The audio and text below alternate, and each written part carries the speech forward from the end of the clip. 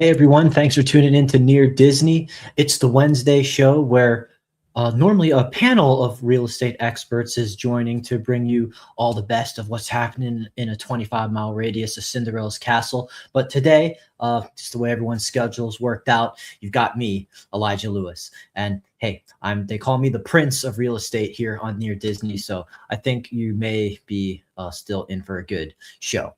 So as we get the stream rolling and we're waiting for people to jump in, feel free to let me know where you're watching from in the chat. Always happy to hear from you. The show is always about viewer engagement as well. And we'll get into some really cool topics about Disney and Orlando real estate. But first, why don't we cue our theme song?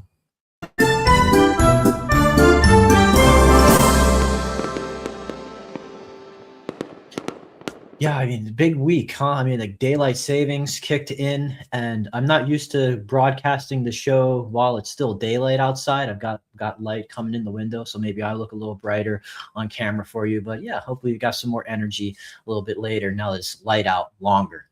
And also, yeah, the Oscars happened this week, and let us know, hopefully a movie that you like got some love. And a little tidbit about Disney here is, you know that Disney is the only major Hollywood studio that has never won the Oscar for Best Picture. I think the first time they ever got nominated was like in 1990 for Beauty and the Beast for one of their cartoons. But hey, it's just they've never taken home the gold yet. But you know, you can't say that it won't happen. Like stuff's got nominated like Up and some other brilliant stuff. But they also have just historically dominated the best animated feature category since that category came to exist. But actually the last 3 years Disney has not won it, which is like a kind of a record streak for them. So a lot of people thought Zootopia 2 was going to win, but then K-pop Demon Hunters ended up taking the gold. You know, funny to think like a movie with a name like that could win the best, huh? So if you thought it was belonged to Zootopia, let us know in the chat, or just let us know what movies you were watching this year. I will throw it over to an article about Disney to start off the show. Get this out of the way and pull this up. So yeah, earlier this month, I meant to talk about it on the previous stream, but for some reason that crashed while I was live. So I just didn't get a chance to pay my respects to the Rock and Roller Coaster. It was the biggest high octane roller coaster attraction of like back in my day. It was called MGM, and then they changed the name to Hollywood Studios. And but yeah, it was Aerosmith running the show, and now I think it was like March 3rd or something. That was the last run for them, and it's going to be the Muppets.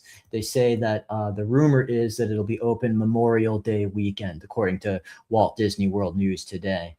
Quick turnaround, actually, from it shutting down from Aerosmith to its opening up as the Muppets. And they seem to have also announced a lightning tier lane revealed. So what tier is it going to be for when the Muppet Rock and Roller Coaster comes up? Let's see. So basically, when it opens, it will still be a tier 1 attraction as part of Lightning Lane Multipass. So if you're a pass holder, just kind of keep that in mind when you're planning your visit and want to take a look at what they've done with this ride. For Magic Kingdom, Epcot, and Hollywood Studios, guests with Lightning Lane Pass can choose up to 3 experiences and arrival windows during the initial purchase. This includes 1 attraction from tier 1. The more popular rides, and then 2 or 3 attractions from tier 2. So if you're going to be dying to see how the Muppets are taking over for Aerosmith, you know, big shoes to fill. But a lot of those Muppets got, well, they're puppets, but sometimes they got big feet, like Big Bird did. I know he's a Sesame Street, but he's still a Muppet. And so yeah, I guess that would be your tier 1 pick that you get to do for your Lightning Multi-Pass. So yeah, I'm excited to see. I mean, they've always historically had great music with the Muppet Show, and across the movies and all that. Even that song like "Phenomena," like decades and decades ago. So that it'll be fun to see. It's going to have a lot of energy, a lot of whimsy, I'm sure. So, and another big news today, as of today, like the shareholders meeting. Pardon me, ads are kind of funky. With I don't control what they show me. A little too much romance for Disney on the ad there. But Disney has a new CEO. Josh D'Amaro is speaking at an event here, and you see he has like 25 years of experience at Disney. He's had roles in finance, business strategy, marketing, creative development, and operations.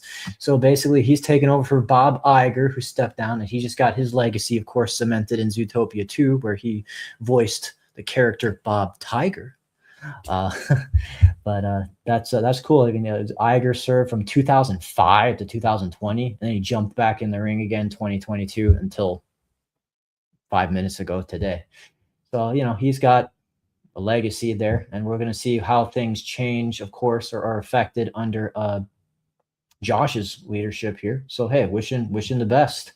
We'll see what his vision entails.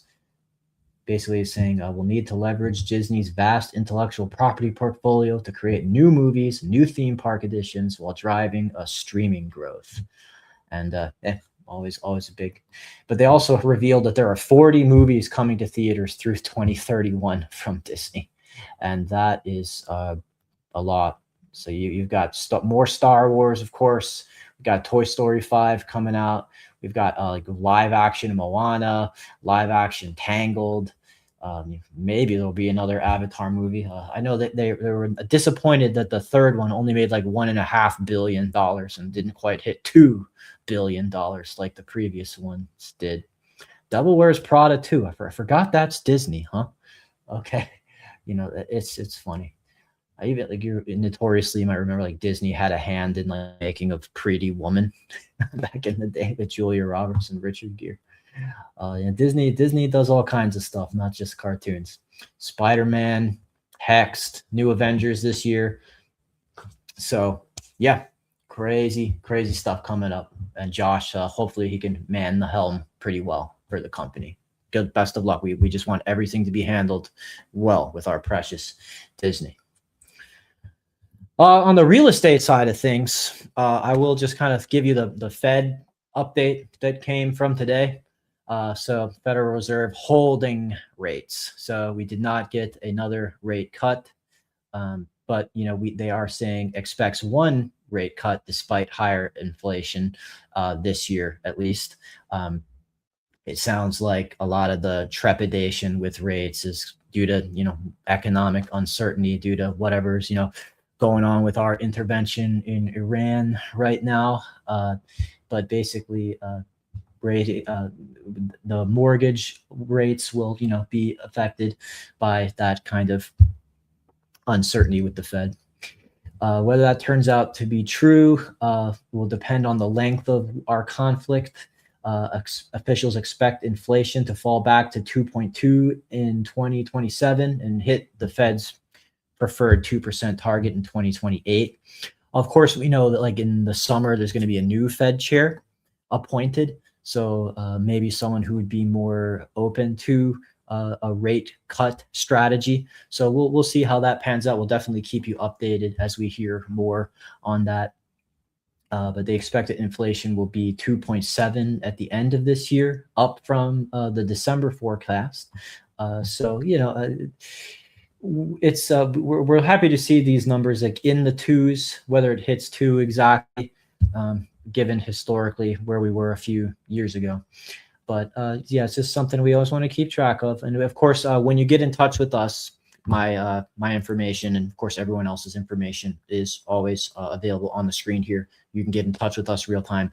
We've got all kinds of preferred lenders that have different programs that may accommodate you well for just whatever is going to be the best rate or the best plan for you, especially even stuff with first-time home buyers. Like we'll let you know that technically a first-time home buyers, if you haven't owned a home in 3+ years, it's not that the first home you ever bought in order to get access to programs like that. So we can guide you through stuff like that, put you in the hands of great people who've gotten some awesome feedback that we've put in the care of our buyer clients. And other interesting real estate thing. Oh, I like this ad. This was a way nicer ad than that one that was playing before. Housing affordability clears the Senate as an investor ban creates headaches. So part of the thing so the Senate just cleared a bill that targets housing affordability by giving local governments incentives to make it easier for companies to build single family homes. And also, this is the one that's causing a stir, banning on investors buying single family homes that the administration was talking about. Basically, needs to go through further negotiations, of course. This bill is the largest housing authority bill in 30 years, and it had an 89-10 vote, so that sounds kind of unanimous, but it says faces an uphill battle in the House of Representatives.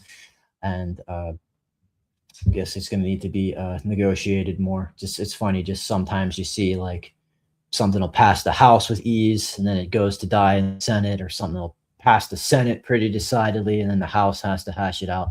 Like I remember, speaking of daylight savings, where it's like light out now, I didn't like the Senate vote like 100-0 or something like a couple years ago to like end daylight savings. Like you never see that kind of agreement, and then it still didn't happen for whatever, like they didn't change the law. So our government can be funny sometimes, but hopefully, slowly and surely, we see action on stuff that we need. So, and a little clarification on that in companies thing. It says ban on investors and companies buying single family homes if they already own 350 or more. Okay, so hey, but I mean, I guess a little bit of turning off that faucet could help regular people get in on a single family home. So we'll keep you posted on that. There's a lot of stuff that gets talked about, and we whenever there's progress, we want to let you know, but we also want to make sure everyone's clear on when it's actually decided. Like we're keeping our eyes and ears open on like what's happening with the Florida government trying to do something about property taxes, whether we're going to actually see that relief there when they put it to a vote later this year. So we'll definitely keep you posted on that, and we'll keep you posted on this as well. Little housing data here as well, just for showing us good signs of life in the real estate market. National existing home sales rose in February. So not beyond like new construction sales. And a good amount of new construction does happen in Florida. Had the opportunity to someone called in the show, and we're working on getting them some new construction closed next week in Celebration, Florida, the town that was built by Disney. So very excited about that. Our phone numbers, they really ring us, and we really help our viewers like you. But yeah, existing home sales, recent homes, increased by 1.7% month over month in February. And it's funny that we're already halfway to April, according to the National Association of Realtors. Provides the real estate ecosystem, including agents, home buyers, and sellers, with data on the level of home sales. Month over month sales rose in our area, and year over year sales rose. So, hey, I am starting to see when I look on the MLS higher inventory and more action. Like when Kim Hawk, the fairy godmother of real estate, does her Monday night show that kind of goes through new actives, recent pendings, and recent solds. I think we're seeing bigger numbers coming in on that report. And so hopefully that gives you guys more choices, more options, and also showing you that the homes that you have listed with us are finally getting buyers.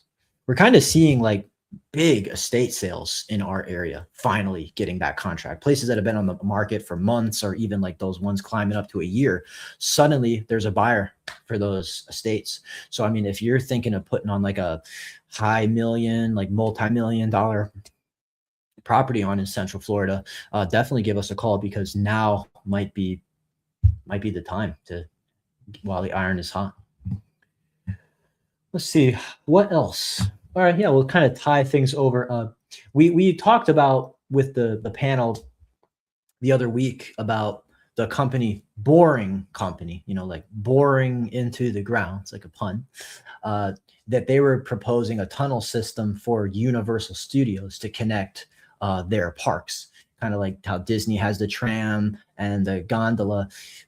Universal's trying to find a way to ameliorate how people aren't really happy with the distance between Epic Universe, their exciting new park, and Islands of Adventure, and the park called Universal.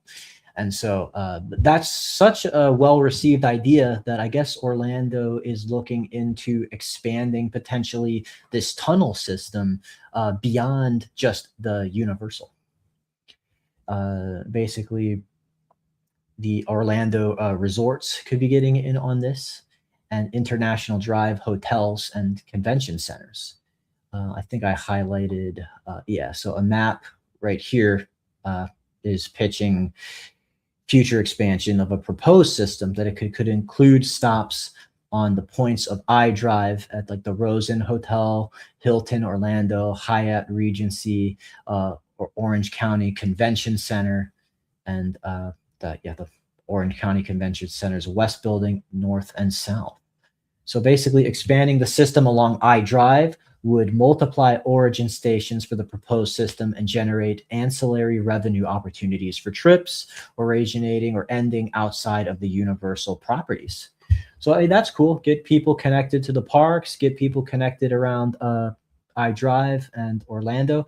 And all of this, in addition to like the Bright Line, it's great that there's some rail and some tunnel travel. There's just streamlining, getting around the state. It's a long, big state, and the more accessibility that people have to just travel it quickly and public transportation would be awesome to just making this lifestyle all the more comfortable. And with that, I think that was the meat of the articles that I had pulled up for you guys. You know, I'm checking the comments here just to make sure anything came in the live chat that I didn't already see. I think I got to everybody, but let me know if anything excites you, like the Muppets on Memorial Day. If you got a favorite Muppet, definitely let me know in the chat. I do like Statler and Waldorf myself. They were a fun part of the Muppets live show that was also replaced. So they kind of got relocated from there in Hollywood Studios, and now just kind of like relocated to the Rock and Roller Coaster. So the good news is that we didn't lose the Muppets; they're just getting a new gig. And yeah, I think that they also said they were preserving that experience with a VR app. So that's going to be fun, that you can still watch that old show that was around for quite many years from the comfort of your living room. So with that, I'll just say, hit the like button. Please subscribe. We're on the path to 10,000 subscribers. We've gained a lot of traction lately. Really appreciate everyone supporting the channel and the content. And yeah, you can always give me a call if you have any questions about real estate, buying or selling, or just how's the housing market right now in the Orlando area. Happy to pull up that data for you and just kind of walk you through something that'll be a glass slipper fit, as we like to call it here. And with that, I think we'll throw it over to Kim Hawk, the fairy godmother of real estate, to sign us out. Have a good one.